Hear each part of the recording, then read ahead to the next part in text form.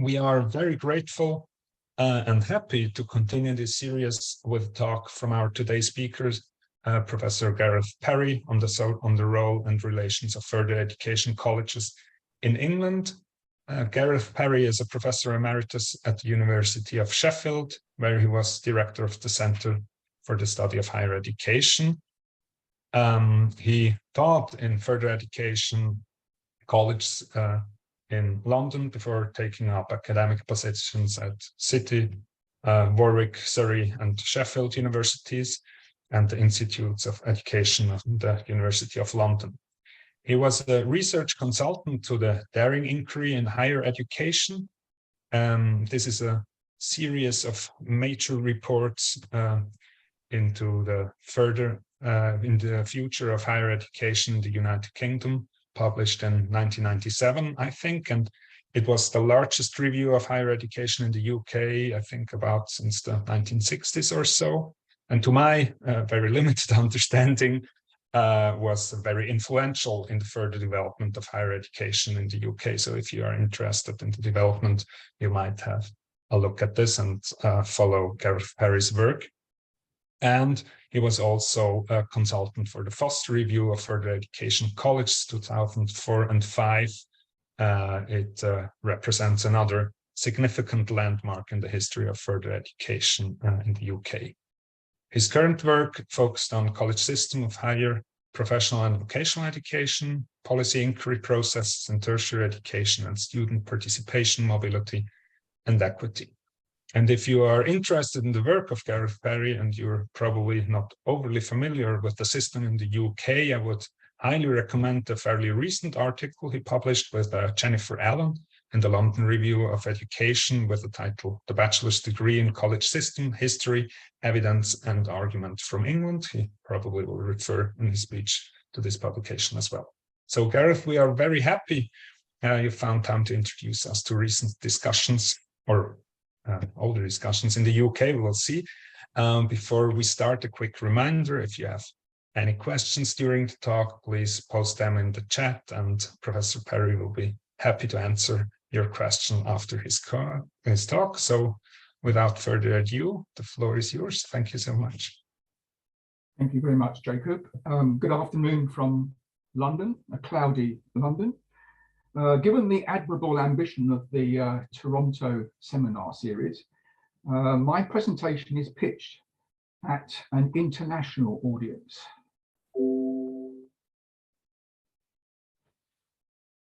That immediately poses a problem. Further education colleges are among the least understood parts of the English education system. Those charged with studying its features, including myself, have not done a good enough job in setting down a foundation literature. I am constantly reminded of this when researchers and students from outside England, and not a few from within that country, tell of how difficult it is to acquire a clear and comprehensive and authoritative picture. I think there is evidence of this as well in the half appearance or even the absence of England in not a few cross-national studies of college systems. So I have limited my task here to mainly a bit of description and also some interpretation. I will have a go at 5 things, and here they are. First, a helicopter look at the scale and shape of college education in England.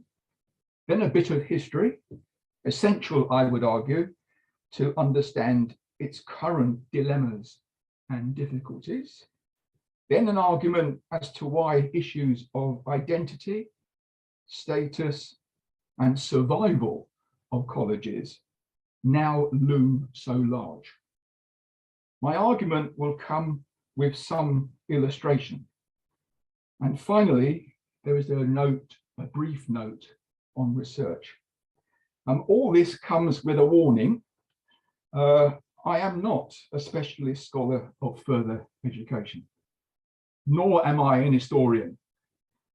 I taught in colleges in the early part of my career, and in recent years, I have been a member of the Higher Education Committee to the governing body of a college group in London. So mine then is an outsider, insider take on the college world in England.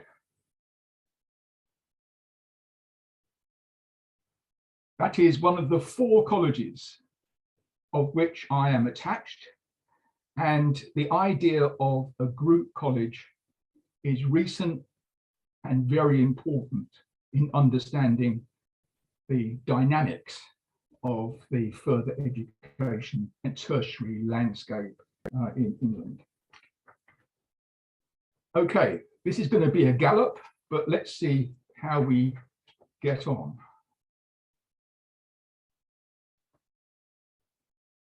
England and its present-day colleges. Throughout the 100 years and more of the history of further education, it has been defined by what it is not. Not schools, not universities, not training organisations, but the spaces between them. And from the 1990s onwards, there has been a single sector of further education composed of 3 types of colleges. The largest subset and the most important are those styled general further education colleges and college groups. Currently, 160 odd of those. They are in red because they are the key locations for the social and economic purposes, broadly defined, of further education in England. So they're multi-purpose, multi-level, mixed mode, part-time, full-time, all age. They're larger than schools, smaller than universities. But importantly, they have a disproportionate share of those students we might style disadvantaged or second chance. And they receive a lower level on average of public funding compared to universities and schools. And as a corollary, they are generally seen and viewed and accorded a lower standing. But as I said, they have a wide range of social, community, economic roles, which I hope to illuminate in the next half hour or so. So that is the main bunch of colleges. They account for about 1.6 million students. 1.4 million, I should have said, because the other 200,000 students are accounted by the 2 other categories of college. 6th form colleges. Now these are more like school, 6th forms. In other words, upper secondary education in a high school. They're mainly full-time, mainly for young people 16 to 18 who are taking academic A-level qualifications with the purpose of using those qualifications to gain entry to undergraduate education in universities. So a much more single-purpose, narrow mission, but one which is quite powerful in the politics and policy-making world of post-secondary education. And then lastly, but importantly, again, a collection of colleges which are either specialist by their area of expertise, land-based, art and design, for example, or they are described as designated institutions, many of them devoted to the education of adults. So here you've got a sector which is dominated by one set of colleges and accompanied by what one commentator has called strange bedfellows. All of them are formally independent. All of them are centrally regulated. All of them come under a national inspectorate. All of them are publicly funded directly or indirectly. So that is part of the space called a further education sector and its colleges. England in the 1990s suddenly adopted a descriptive language which is pretty opaque for anyone outside of the United Kingdom. It turned everything into levels of qualifications. And they ran from 8 at the highest level to something called entry level, E, which was largely to do with basic literacies and numeracies and entry into a formal or semi-formal system of learning. What I've shown in red are the qualifications which somewhere you will find in colleges. So the span of the colleges, the span of the qualifications is extremely wide. And some of it is shifting as a result of the dynamics of changing labour markets and policy churn.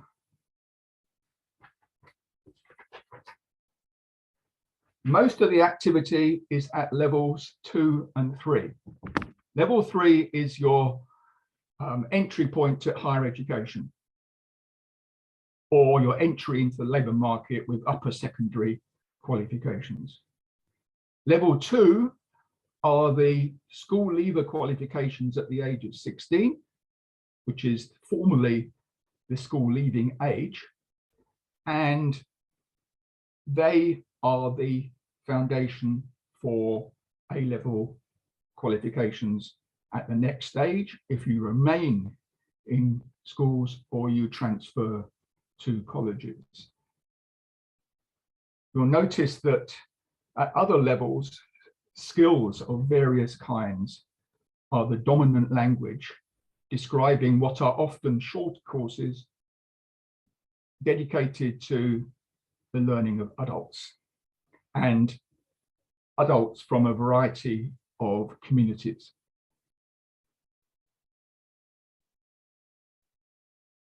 That is an attempt by me to draw a diagram of the public system of post-school education in England. Basically, there's 3 sectors: higher education in green, 16 to 18 education in schools in 6th forms, and something called further education. Further education is in 2 colors. The purple indicates the 16 to 18 population. In other words, the population which is matched in age to the 16-18 school population in high schools. And the yellow population are those over the age of 19 and over. And they are, as you see, a majority. Now, in those 3 sectors, higher education is the largest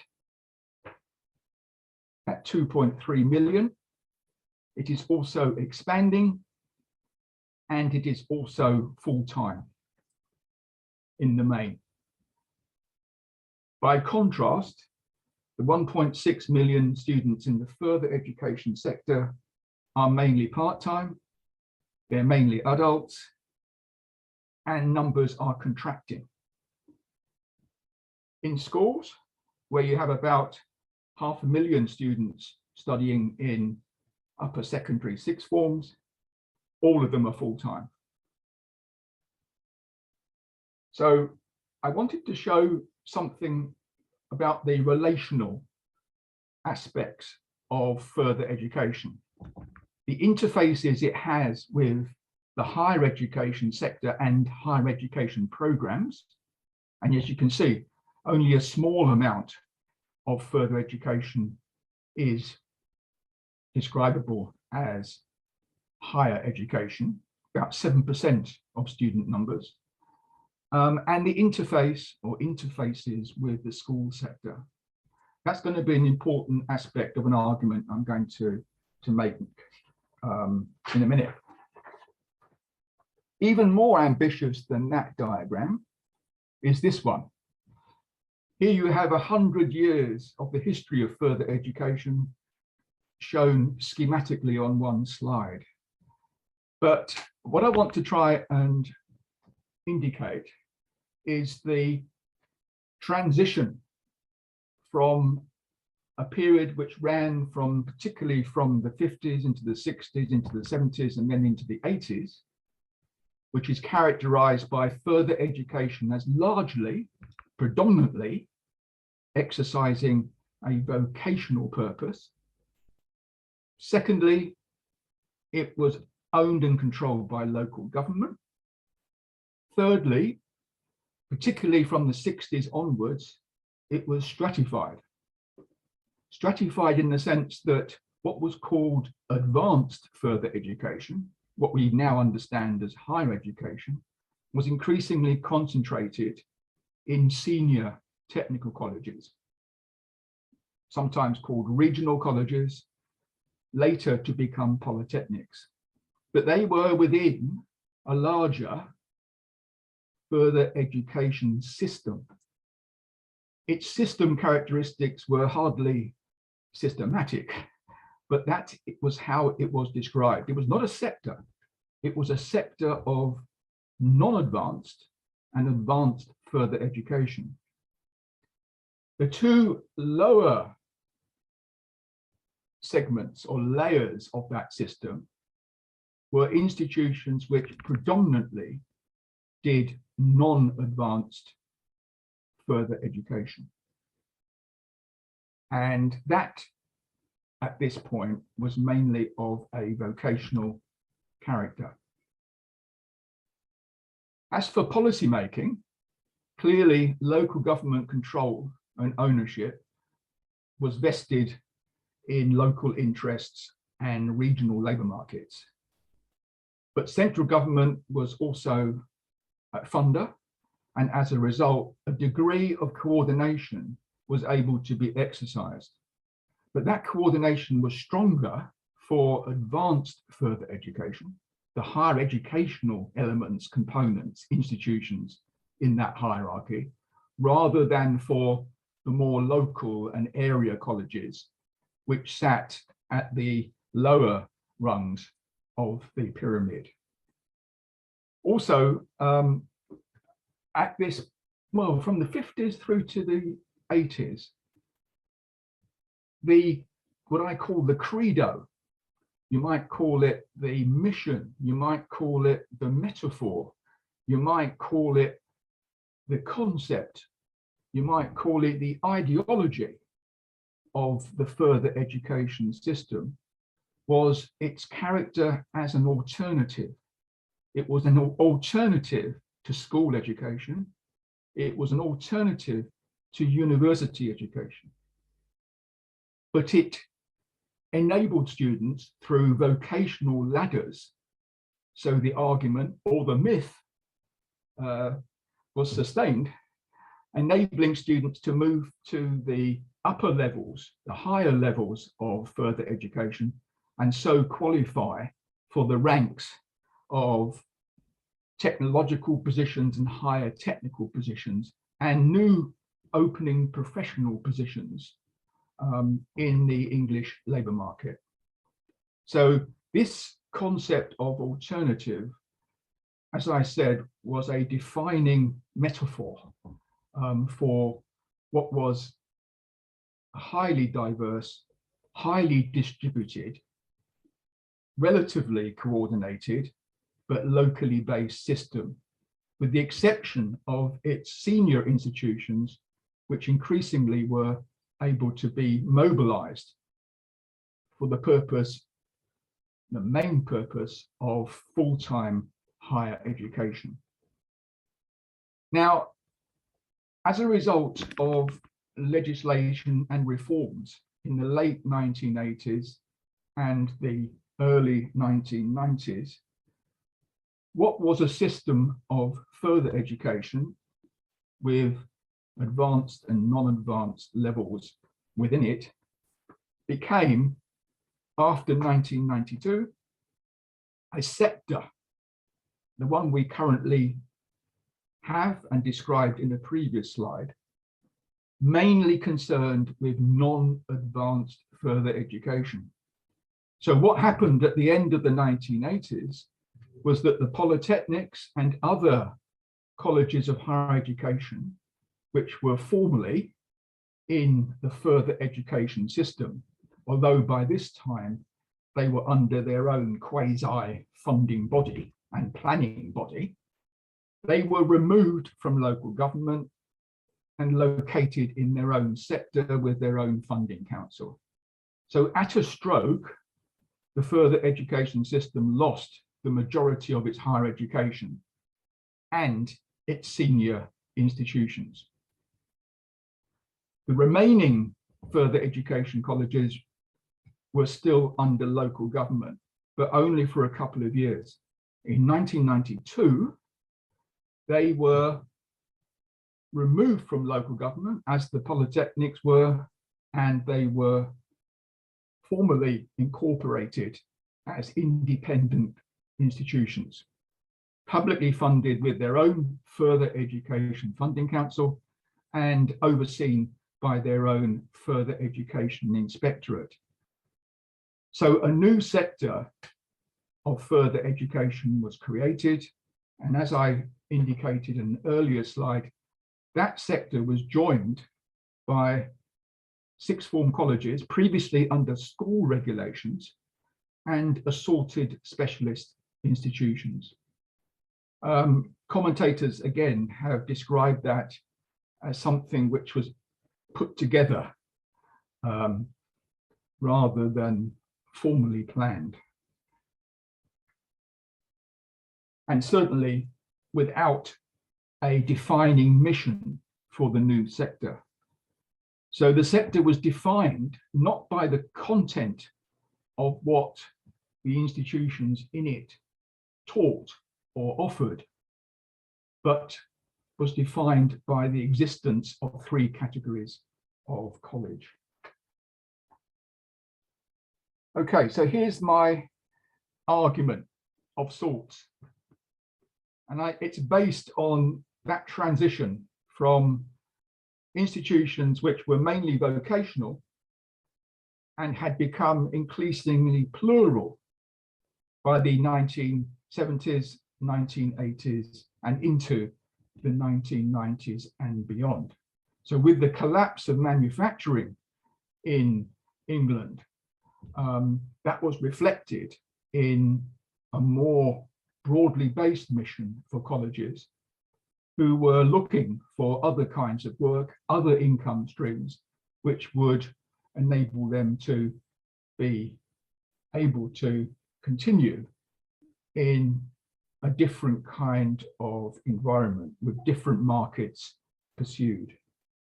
So my argument is really around two contentions: that what we have now in the form of colleges and college groups are now much, much less distinctive or different than they were in the previous period. Now, whether or not a vocational mission, orientation, predominance was necessarily educationally coherent or valued, the important point to note was that it enabled colleges to have a degree of boundary control and distinctiveness, which it no longer is able to manage effectively. It now has open boundaries, which are zones of competition, which are therefore draining, if you like, the distinctiveness of the idea of a college, the concept of a college, and a concept of a college education. So whereas previously the credo was alternative education, which was different and distinctive, and most importantly, this metaphor of an alternative route which enabled some students to move through the ladders of vocational education to the higher levels has now been replaced, I would argue, more by an idea or a worry that such institutions, for many students, are providers of the last resort. So I'll try and illustrate some of the boundary interfaces which evidence my argument of a loss of distinctiveness and difficulties for the management of boundaries for institutions which are increasingly becoming more comprehensive in their provision. So let's start with schools. And this is the present day. So all the interfaces which colleges now have with other parts of education are defined by competition. In the case of schools, it's direct competition with school sixth forms.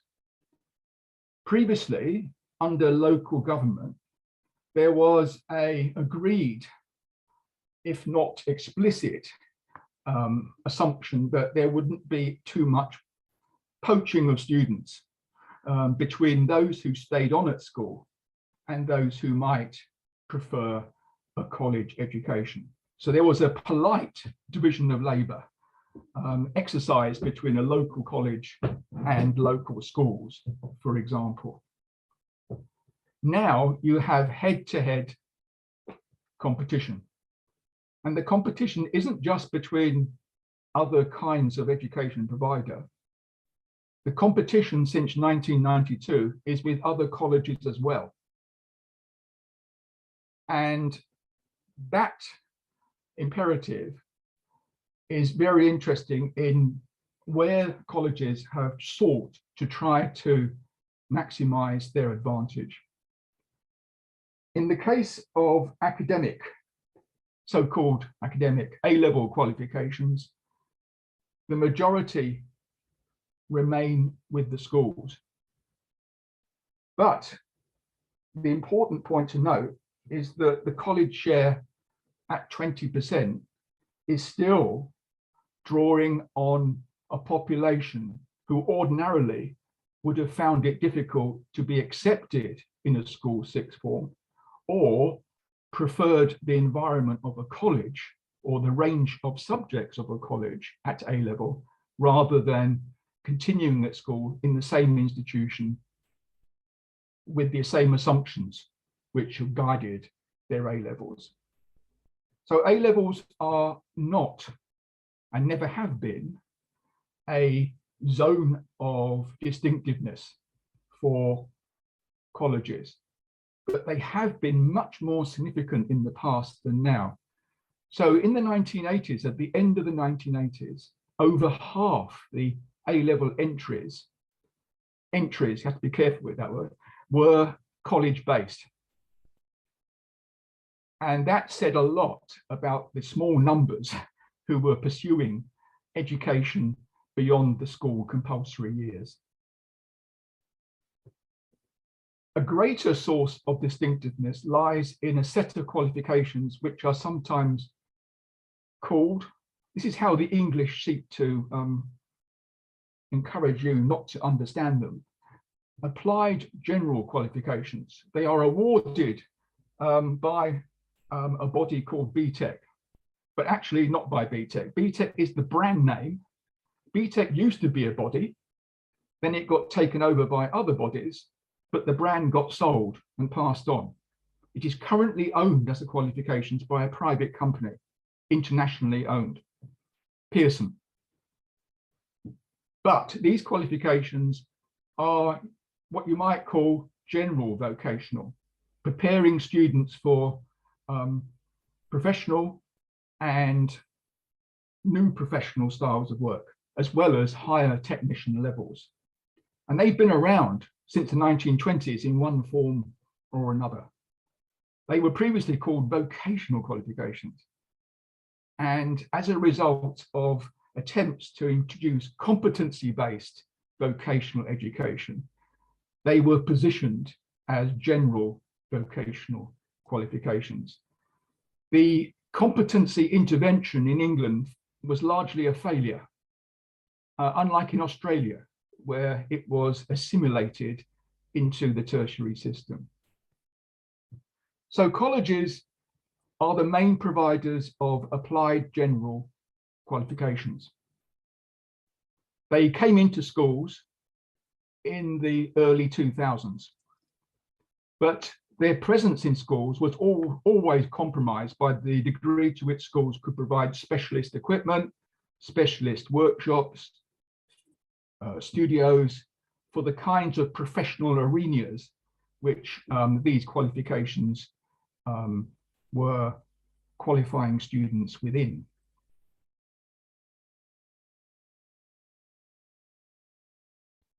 Now, colleges, I would argue, have made one of the most important sets of impact on the numbers they transfer, both adult and young people, as here, to higher education. I mentioned that even though A-level qualifications were a minority of the share which schools were the main providers of, the majority of A-level qualification students in colleges go into higher education. But so do increasing numbers of those with applied general qualifications. And that has been to do with the nature of the shift to mass higher education in England, which I'll return to in a minute. But if we look at the progression of young people to higher education from colleges, the college share is about 35%. So over a third of entrants to undergraduate education and sub-bachelor qualifications are from the college sector. And most importantly of all, of those who are styled disadvantaged in the A-level population progressing to higher education, about 42% of them are from colleges. So here you have the social, come economic, come community role of colleges playing itself out in the progression to higher education. But of course, colleges interact with schools in other areas too. And in particular, and this has been a long tradition in further education, those people who have been less successful at qualifications in the school sector have transferred directly or a few years later to recover those qualifications, retake them in further education. So we might call that, to use an American term, a remediation role. But then on the margin, you have a smaller bunch of students, you might call them pupils, who are described as having high needs. That is a euphemism for a whole variety of behaviors and characteristics, whereby they are directly enrolled by colleges, even though they are not of post-compulsory age. So here you have another example of the heterodox nature of the further education college system. Okay. Let's look at the boundary with universities. As I said, the actual overlap in higher education is quite small, but interestingly, all colleges play hard strategically in seeking to provide forms of higher education. Most of those forms are at the sub-bachelor levels, but increasingly you've seen top-up degrees enabling students to move from a sub-bachelor qualification after 1 year to a full bachelor qualification. That is a zone of contraction in higher education overall. And there's roughly similar numbers who are doing that stuff in colleges as are doing that kind of provision in universities.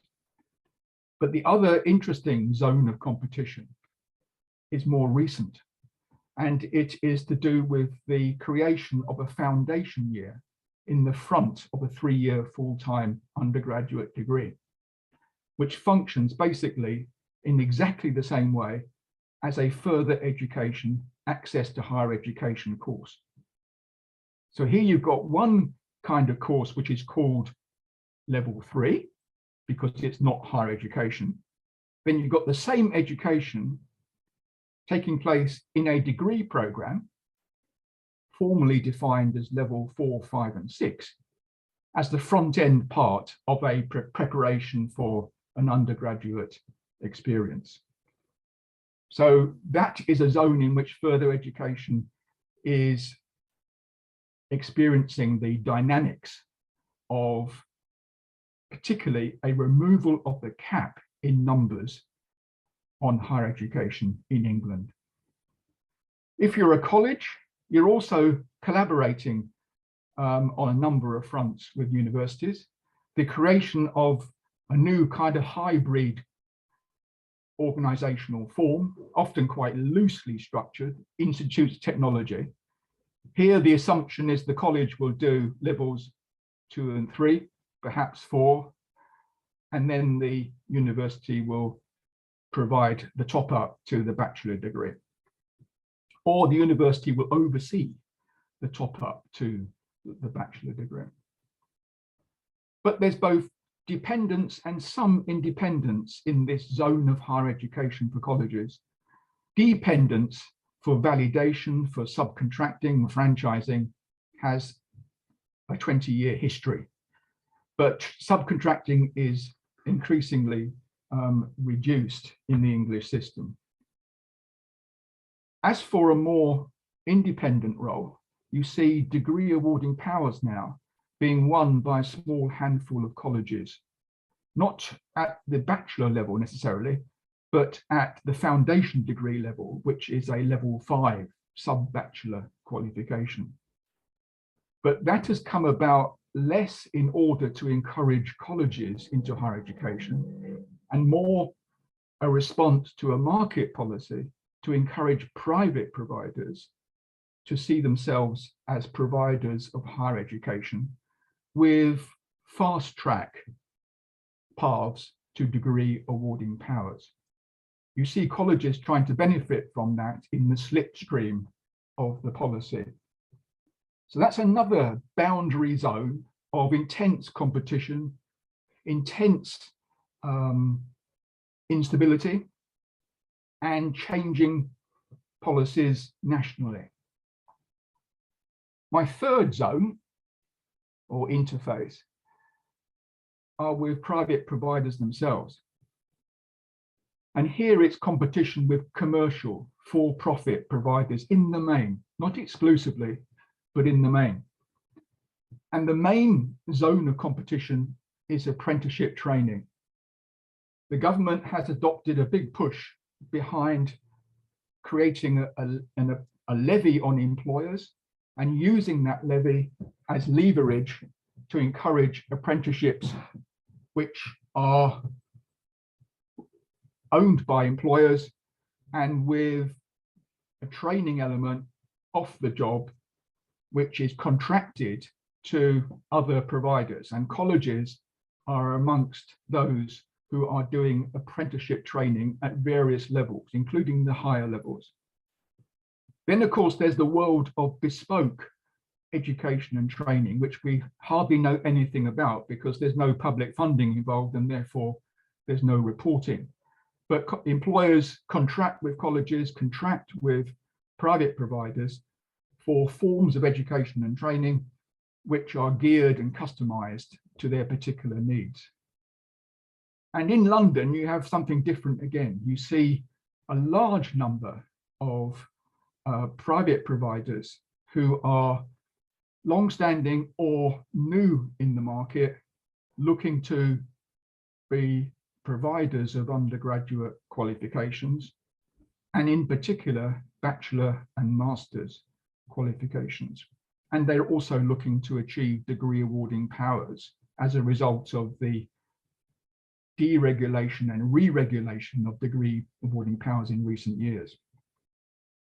Again, an area really important but not necessarily visible is the extent to which professional qualifications are still important in certain occupational areas, and they are provided in both the college system and in the private sector.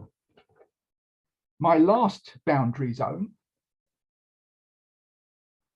is with community education providers. Now, the budget for colleges is either a 16 to 18 budget, mainly for A levels and level 3, level 2 type qualifications, upper secondary in the main, or it's an adult education budget, which is for a whole variety of things, from employability skills through to learning for leisure, but mainly something more formal, something more geared to the world of work, increasingly being favoured by government. I hesitate to say there's competition between colleges and community providers, but a bidding process persists. And interestingly, the adult education budget has begun to be devolved to the mayoral authorities in metropolitan areas. So this is a response to bring education decision-making closer to the locality and the region. But the kind of provision which we're talking about here is provided through local authorities or through charities, as well as colleges. And in terms of the lives and life chances of individuals, highly significant and under-researched, as you might imagine. But it has experienced the most calamitous effects of austerity programs since 2010. So the funding for the adult education side has halved in that period. The result has been a halving of numbers of students who are doing level 2, O-level, as they used to be, GCSE type qualifications now. You know, the building block qualifications for employment and for progression into higher levels of education. And a third at level 3. That's a third reduction of opportunities and enrollments for students who may be looking either to progression to work or progression to higher education. So I think those 4 examples illustrate a loss of distinctiveness and a competitive environment which is not necessarily to the advantage of the college. The conditions of competition are not necessarily favorable in many respects to the college involvement. But colleges are dependent on a variety of income streams and sources. And that dependency is an important factor in the shape of the provision which emerges out of this more competitive environment. Right, I'm going to end on a government policy which I think hasn't received enough serious attention from commentators, and which is a 10-year plan, which is now 5 years on. And the elements of this framework are being put in place. The plan, which goes back to 2016, is to basically recast post-school education as a 2-type system, a 2-track system. The academic track, which is untouched, right? That is the one which is not the subject of reform. And as we know, A-levels have managed to be unreformed or only minor reforms in their nature throughout their history. They have seen off attempts by governments and other parties to either introduce a more baccalaureate style, broad-based qualification, or to reform the nature of the A-level fundamentally itself. My colleague, Oliver Fulton, back in the 1980s, wrote a nice paper describing A-levels as elite survivals. But those qualifications were the way in which England went to mass higher education. So an elite qualification was the basis for mass participation in the English system. And arguably, it continues to perform that function. So the major action, the major change, the major reform is to rediscover something called technical education. Very, very loosely defined, but basically it's something which will run from upper secondary education, where a T level will be the alternative to an A level. A T level will include some work placement element, as well as being aligned to occupational areas and occupational standards. And it will run as a line of progression through to higher technical qualifications, approved by government because they are aligned to employer-defined occupational standards. And that routeway, this alternative route, now returns in the form of college-based courses and apprenticeships and their interaction.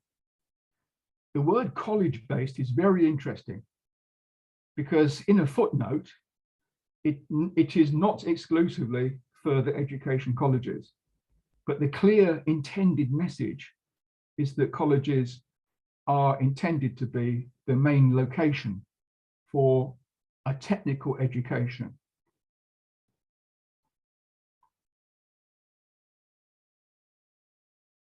And here you have in England the clearest example of a human capital rationale for reform.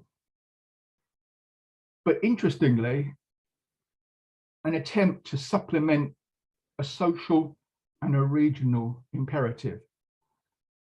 The social one is very interesting because this plan was the creation of a panel created at the time of a coalition conservative government.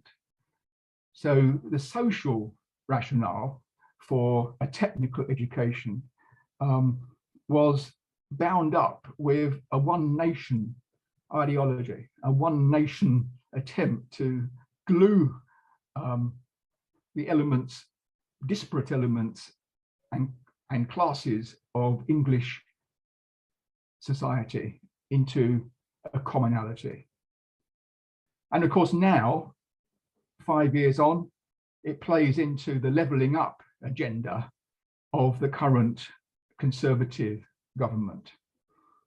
And this is the nearest you come in any of the documents to a social definition of technical education, a chance of a lifetime of sustained and skilled employment. That is viewed not as an economic statement, that is viewed as a social purpose and social mission. Now, implicit, or rather not so implicit in this policy, is a criticism of the forms taken by mass higher education in England. In fact, a rejection of many of the assumptions. The first is the economist's view of over-education. In other words, too many graduates chasing non-graduate jobs, or rather being forced into non-graduate jobs because of oversupply. But there's also another more interesting argument that as a result of the path to mass higher education taken in England, England has a missing middle. In other words, those qualifications at the higher technical levels, level 4, level 5 in the UK grid, are small and declining. And the comparative argument goes, this contrasts with many other systems. So here you've got those two types of argument coming together to rejecting some of the tenets which have informed mass expansion in higher education. Of course, accompanying those criticisms are major populist politics and attacks on universities. So there's been positional politics between a more favoured technical education come further education system in comparison to an overexpanded, expensive mass higher education system. So that's the first important ideological and policy pressure. The second one is a rejection completely of the concept of applied general vocational qualifications. You remember that these were the qualifications which colleges were the main location for, and they increasingly have become entry qualifications and pathways to higher education. The government has undergone a process of defunding these qualifications in order to clear the market, in order to have a technical track, which is mainly reference to occupations and standards of employment, and an academic track, which preserves the A-level as the sole qualification for mobility into universities and undergraduate education.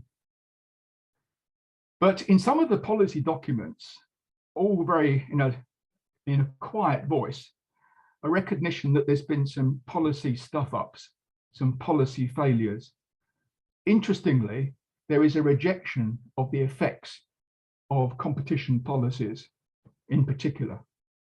And you see that in the attempt to rehabilitate further education colleges already damaged and weakened by those policies, to bring them into more of a local planning framework in order that skill-based work and higher and T-level technical qualifications are able to be their main or growing area of provision. Okay. Finally, this seminar series is about the social contribution. I'm also interested in all the other contributions which colleges might be making. And at the beginning, I highlighted how difficult I thought it was to gain a synoptic yet authoritative understanding of the college sector in England. I mean, I've either demonstrated that or I've illuminated that, or I don't know. I hope I've tried to explain how fast-moving and complex and dysfunctional a number of these developments have been for colleges in particular.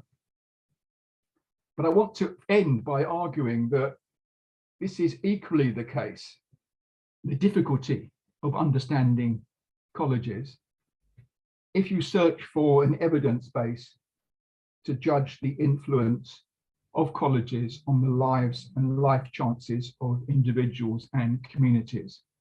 Where would you go to do that? Well, you probably go to official statistics, which in the case of further education are basically performance statistics. You know about who comes in, you know about who stays and leaves, you know about who progresses. And there is funding modeled in order to reward and punish those who are unable to meet performance measures and regimes of that kind. But official statistics are all we've got in relation to counting. That diagram I showed you of the three sectors, I had to ask someone to do the numbers because official statistics do not publish a picture of the college student population. You have to derive that from disaggregated measures and data on qualifications, pathways, levels, etc. So the visibility of the college in this data is increasingly small and decreasing. The other sources of data in relation to the social contribution, social mobility or birth cohort studies, the Oxford-Nuffield studies have a distinguished world-leading reputation, and they continue. But interestingly, the work of people like David Wraith in the early days, looking at the alternative route in further education, is much, much more difficult now because of the diversities of what is able to be understood as further education and the variety and pluralism of colleges in terms of their provision. Governments love labour market data in particular because it's all about wage returns, occupational gains, and the trajectory of young people. And of course, governments have now made available in England linked data sets which enable you to trace the trajectory pathways of students from being a pupil, from being into employment. So you have economic, financial data on students now, as well as educational data. There has been an interest in the wider benefits of learning, family effects, individual effects, effects on health, and so on. But again, when you examine and try and find a college contribution in that data, it is diffuse and dissolved. Where you do see the occasional college ethnography or case study, its generalizability is minimal. So my conclusion is that one of the disappointments in interrogating these sources is the limited extent to which colleges as colleges are visible in such analysis. So the concept of an educational purpose and organization, a college qua college, is not there in how colleges might be constructed in data or in statistics.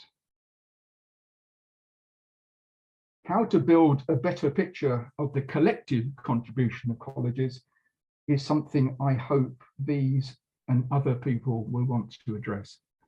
So I'm going to stop there and thank you for listening to all of that.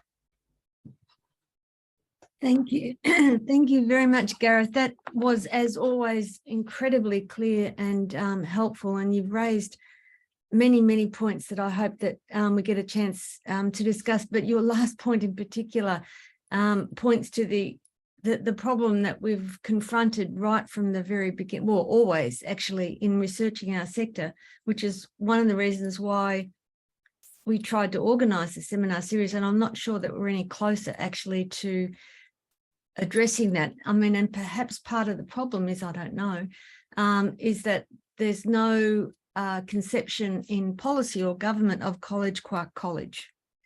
And therefore they don't have a concept of what they should be looking at and the kind of data that they need. I don't know, that's just a thought. Is there anyone who has a question that they'd like to raise or a point to discuss? Yes, Ellen. Yeah, hi. Thanks a lot, Gareth. I have to say the English system always amazes me. They seem to change titles and qualifications at a whim. And it's really, I think I don't know, you described it really well, the actual policy maze that seems to come and go. Is some of that the fact that the education system, maybe post-secondary, and I don't know whether to call it that or even post-compulsory, is so ideologically driven? I mean, the fact that it comes in and out now, there seem to be, as you described, the division between A levels and T levels, almost like reintroducing the 11 plus, but at another stage. You also rightly mentioned this whole issue around the colleges struggling, who are left, and it's unclear whether or not the colleges have, and the college leadership has the capacity to actually deal with the terrain in which they're now in. It's a very difficult situation, but maybe just to start with that question, what's your explanation for this? Because it's not the same in either Wales or Scotland. Leave Northern Ireland out of it. So what's your explanation for this policy maze? I mean, clearly is one effect of market policies, and how they play out, I think, has been to some extent not necessarily anticipated in some areas.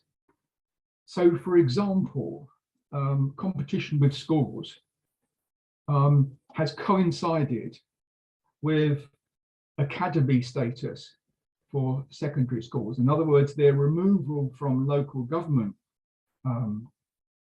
control or oversight and being organized on a more business-like basis, with more ownership of their own decision-making and budgets and appointments and so on.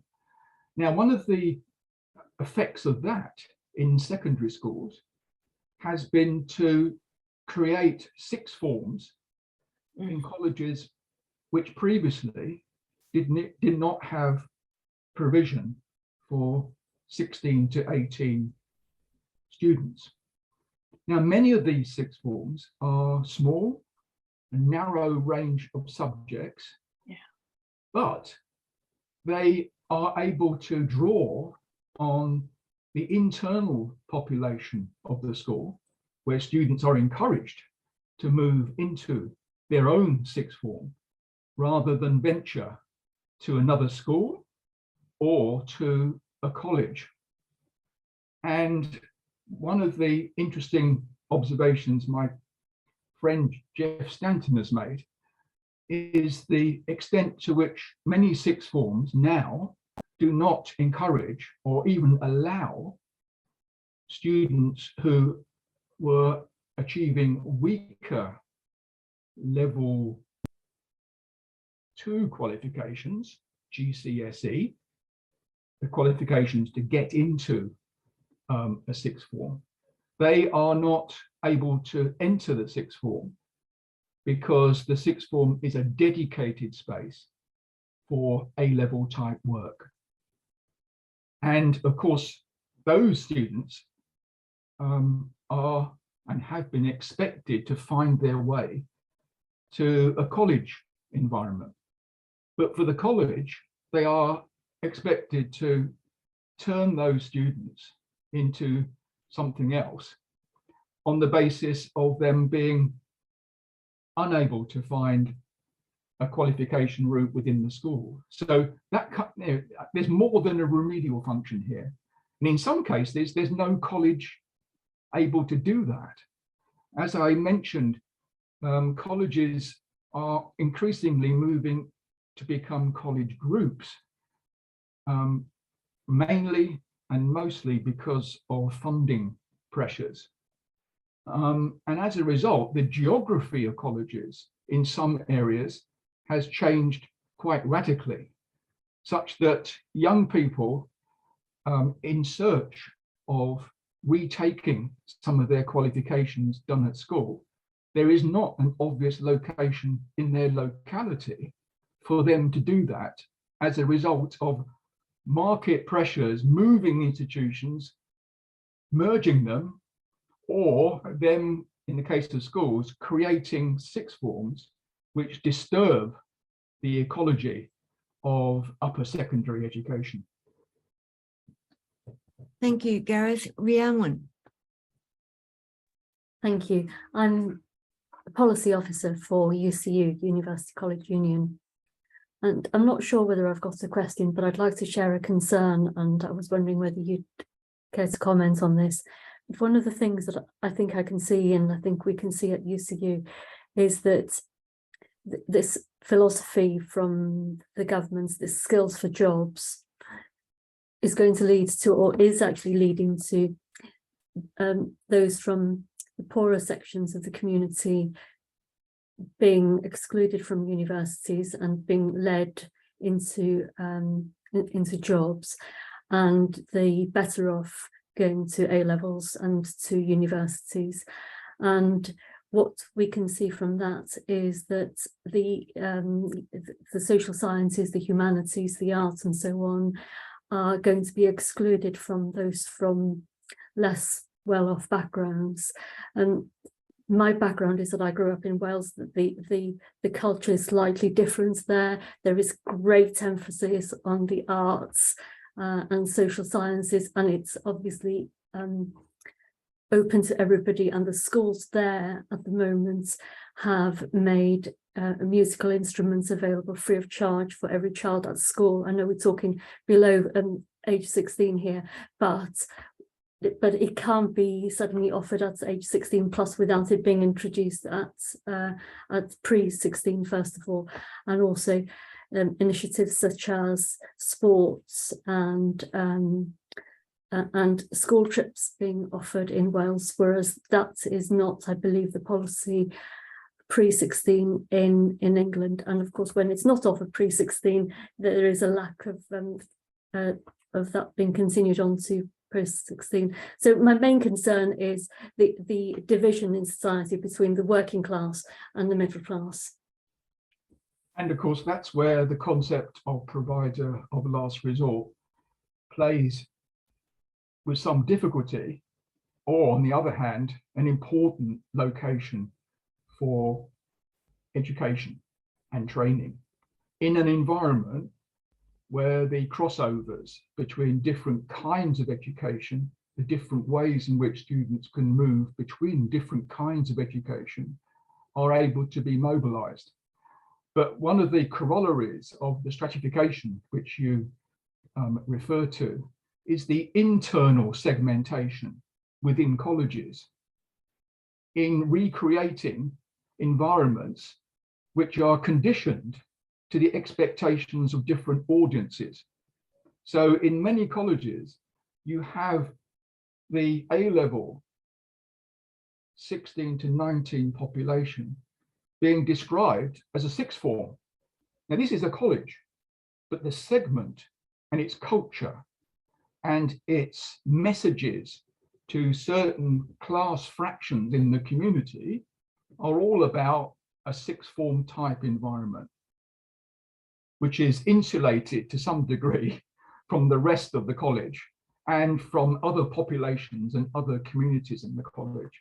And of course, you can see that stratification, if you want to call it that. I think segmentation is probably better, although it is hierarchical. The higher education part of the college is equally demarcated and often policed in terms of the kind of students who have access to certain kinds of resources, access to different resources and spaces than the rest of the student population.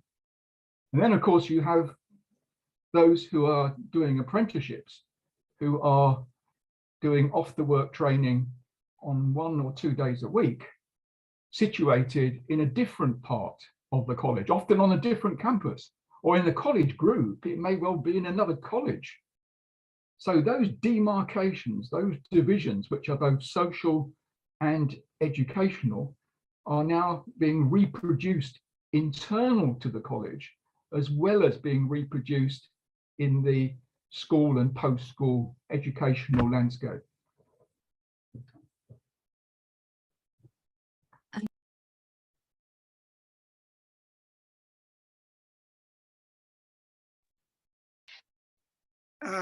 Greetings, Gareth. Hello, Gavin. Thank you for a lovely presentation, some of which I observed in vivo, absorbed in vivo, and others of which I hope to recapitulate with your slides. Would you like to compare FE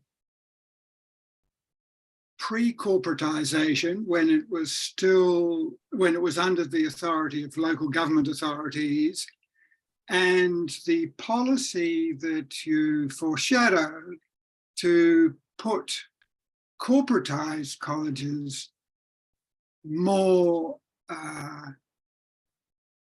under the direction of regions? There's been I've read a lot of contrasting understandings of FE colleges under local government authorities. Some say it was very good, some say it was very bad, but at the same time as corporatization, was there not a reorientation of FE from one kind of provision to another, more apparently responsive to employers' needs rather than economic needs?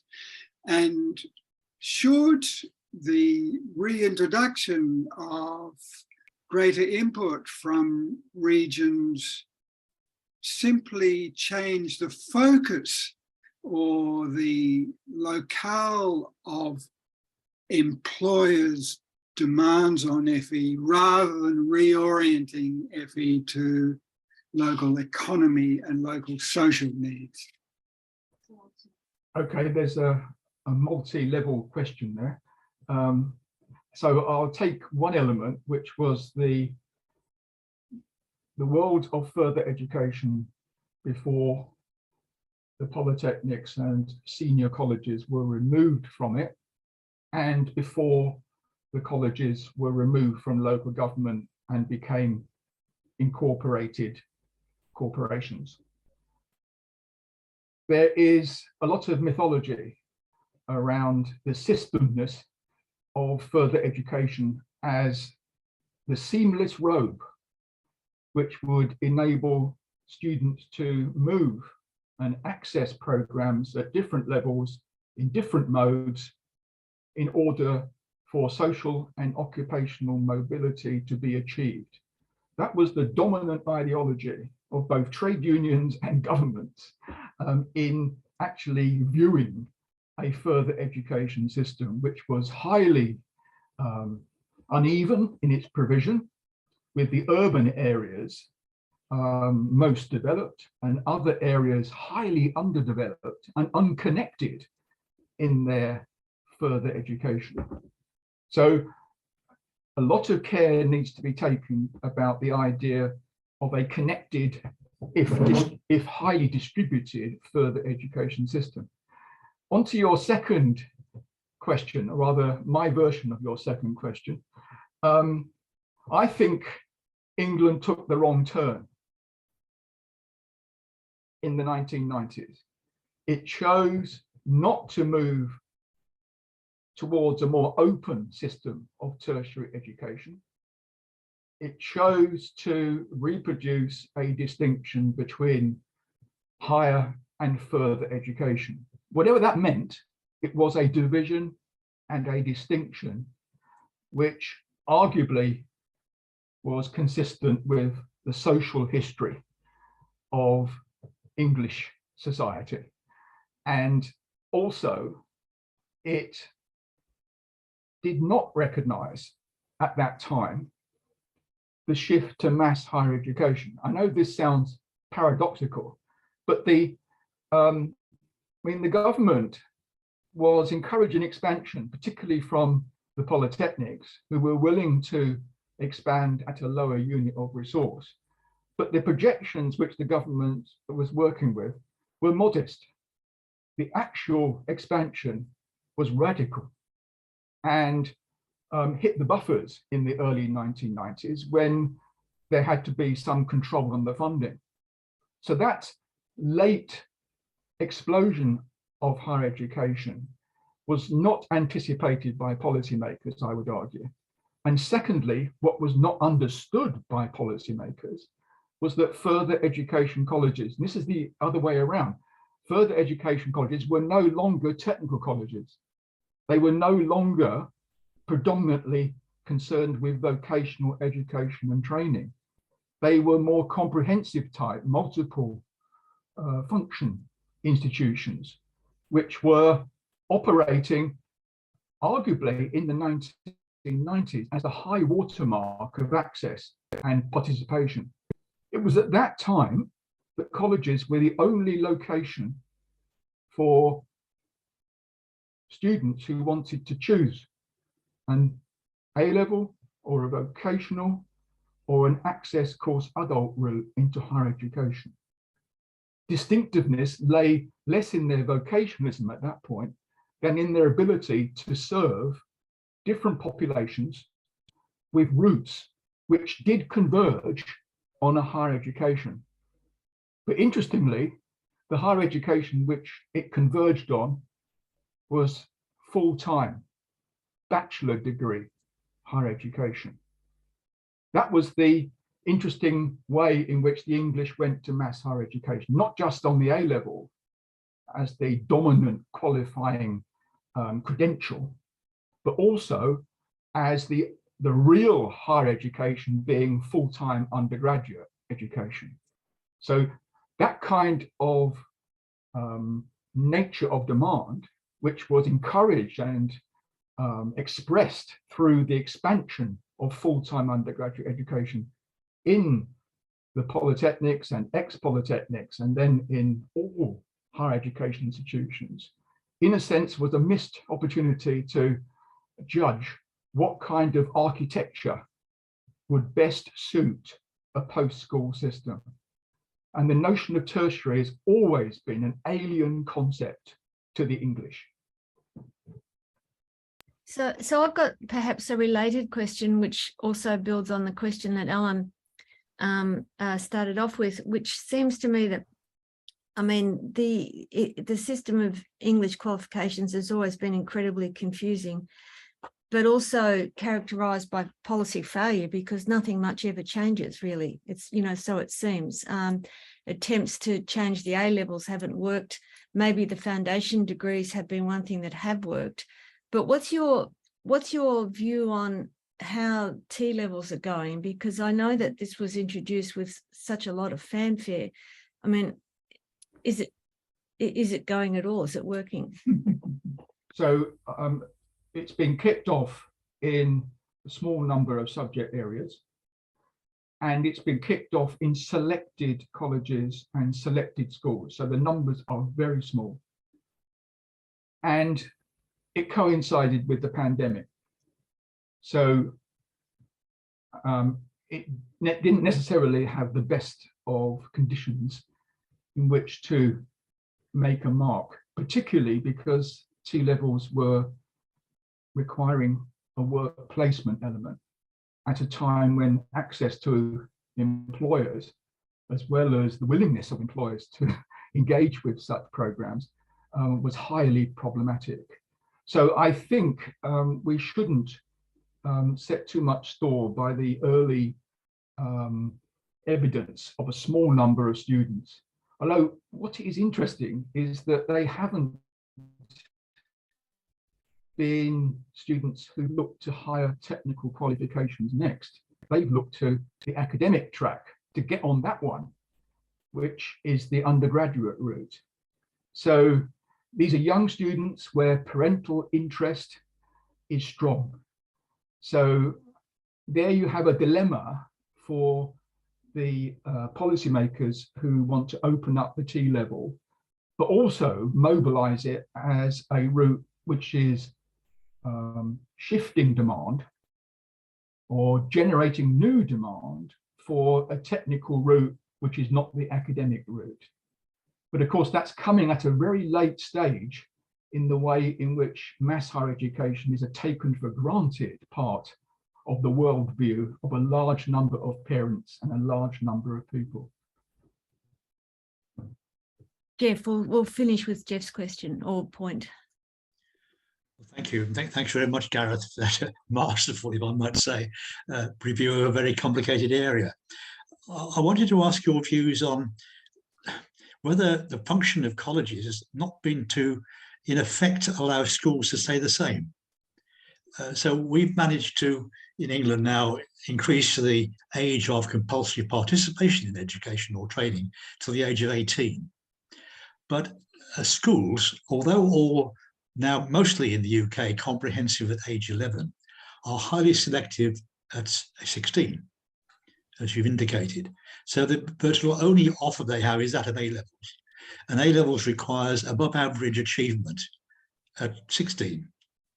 So the question arises, what happens to you if you are below or at or below average? And to say the obvious thing, most people are at or below average, and yet the schools don't provide for them. So the colleges have sort of stepped in by default, I think, but then gives them a rather odd culture in that they are very open in one sense, but partly their function has become, by default perhaps, to allow schools to say the same, to offer a very narrow academically based provision, which is probably, I think, internationally uniquely narrow. It's common to do 3 science subjects only, for instance, with no other complementary studies post-16. They're also highly selective, and yet the schools themselves are open access, comprehensive at 11. And those, what could be conflicts, are sorted by all the rest of it being picked up by colleges in one way or another. That's how I begin to see it. How do you see that? Am I right, or is it that just too complicated? Not at all. And me and you have had the same conversations where I concur with that reading of the lack of change in schools and the effects it has on college profiles. My sense is that you could make an argument which says that that narrowing of the pathway through the sixth form to higher education is consonant with a view that demand might be steered away from higher education to more technical forms of education and ways in which apprenticeships, for example, can underpin skilled employment. That notion is a very interesting one. So it's not professional employment or higher professional employment, it's skilled employment. And technical education is geared to that. One of the missing populations here is not just your students at 16 who don't get or who are not able to enter a sixth form, is students who are destined for unskilled occupations. Who is responsible for seeking an education or a training for a population who are not necessarily going to be touched by apprenticeship schemes because of their age? That's what we see, that recruitment to apprenticeships is much stronger for older age groups and for higher apprenticeships at the higher education levels in particular, including degree level. So here you have a population, which I think we're talking about in common, where the college is not a provider and the school is neither a provider as well. And as a result, we have something which is currently not directly addressed, except through short-term interventions with short-term programs geared to STEM subjects, boot camps, as they're sometimes called, for such students. Thank you, Gareth. look, thank you again for such, I think Jeff's right, this was a masterful presentation of a really complex area. And as you know, Gavin and I have been trying to follow it for 20, 30 years now, and we still struggle. So I think you've done a fabulous job in helping us think about that. And as you said, the point of the series was to help us think about the social role of colleges broadly defined. And I think your point about colleges being defined by what they're not is pretty much a common theme that runs through all the presentations, perhaps less so in Central Europe, but even there, perhaps, I'm not sure what Jacob would think about that. And I hope that through this series that we can encourage more research that looks at this area and to build some scholarship on this particular topic. So apropos that, we hope to continue the series, probably not probably not until the beginning of next year, where we hope to look at Brazil with Claudia Scheidegg from one of the federal institutes there, Chile, and also South Korea. But also, if anyone wants to volunteer to give a seminar on another country or another system, please do get in touch with us, because we, really, I think that this series is really developing as a very important resource for people who are in this area. Almost all of the seminars will be online. Hopefully we'll encourage our colleagues to think about a YouTube channel. I know that the graduate assistants are running a bit of a campaign on that topic to try and get our colleagues to agree to that. And in that way, expand access even further. So thank you again, and thank you everyone for such a for your participation, and thank you, Gareth, and we look forward to seeing you soon. Bye. Thanks.